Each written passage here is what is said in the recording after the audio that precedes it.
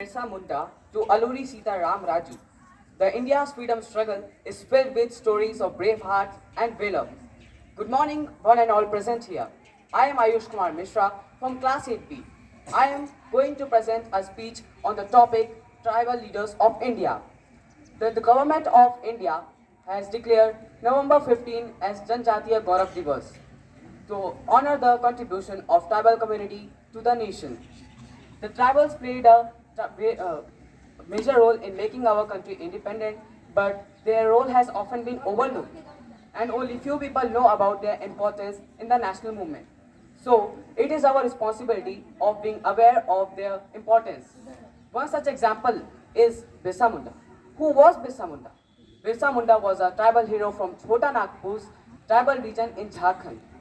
He was regarded as a freedom fighter, spiritual leader, and a folk hero from through he passed away at the young age of 25. He promoted the value of cultural roots and helped people realize the value of land and the rights they have in connection with it. He soon understood that the British wanted to plunder their farms, drive them into abject poverty, and force them to work as slaves. He spearheaded an uprising against the British in order to protest the forcible seizure of land. He was arrested and passed away in the Ranchi jail on June 9, 1900.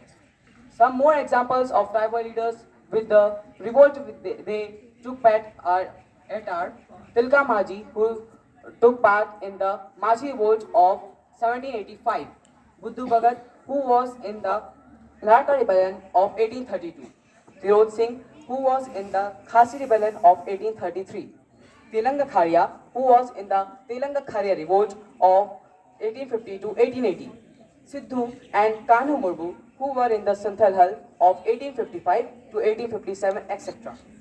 One of the most charismatic was Birsa Munda, who organized Ugulan revolt.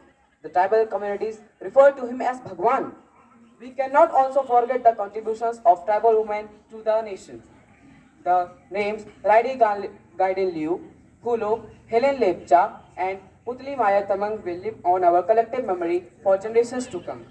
So, we conclude that we should know and learn about the tribal leaders and spread the information and history of their bravery to the new generations so that they can also know and learn about them and pass this story to the next generation. For this, we should conduct the special programs also.